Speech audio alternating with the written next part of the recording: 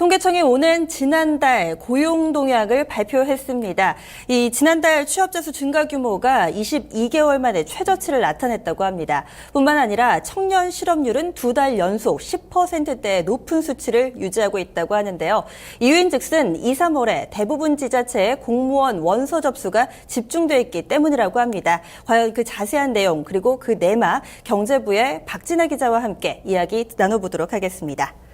박 기자, 우선은 오늘 나온 고용 동향, 이 수치부터 좀 전달해 주셔야 될 것 같아요. 예, 오늘 통계청이 3월 고용 동향을 발표했는데요. 지난달 취업자 수 증가 규모는 33만 8천 명에 그쳤습니다. 3개월 연속 30만 명대의 흐름으로 지난 2013년 5월 이래 가장 낮은 수치입니다.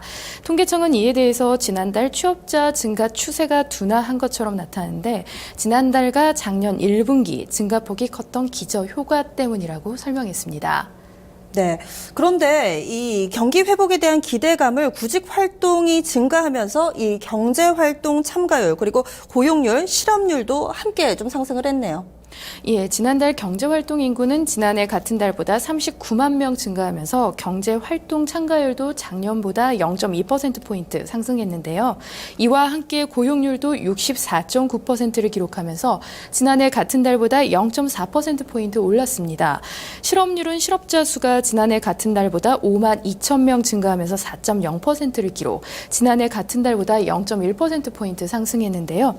특히 청년 실업률은 10.7%를 기록하면서 전체 실업률을 2배 이상 웃돌았습니다. 네, 이렇게 청년 실업률이 2달 연속 10%대 높은 수준을 유지하고 있다라고 하는데 이 부분 앞서서 좀 공무원 원서 접수 문제와 좀 결부돼 있다고 하죠. 어떤 내막이 있는 건가요? 네, 말씀하신 대로 청년 실업률은 지난달에 이어 이번 달에도 10%대의 흐름을 이어가고 있습니다. 전체 실업률을 2배 이상 웃돈다는 것은 상당히 높은 수준을 의미하는 것인데요.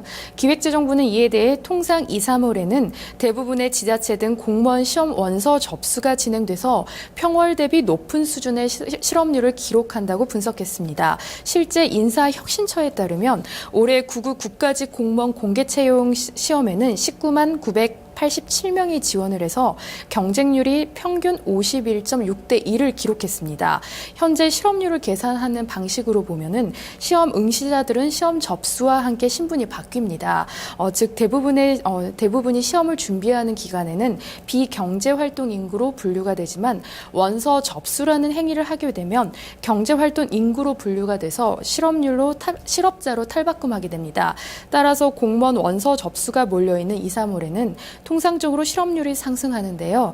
심각한 구직난 속에서 고용의 안정성을 중시하는 청년들이 공무원 시험에 몰리면서 만들어진 현상이라고 할 수 있겠습니다. 네, 그럼 2, 3월은 이런 계절적 영향이 반영됐다라고 봐도 될 것 같은데요. 향후의 고용 전망은 어떤가요? 네, 정부는 일단 고용 호조세가 지속될 것으로 내다보고 있습니다. 지난해 고용 흐름 영향으로 1분기 증가세가 소폭 둔화됐으나 기저 효과 완화와 완만한 경기 회복 등으로 고용 시장이 개선될 것으로 전망하고 있습니다.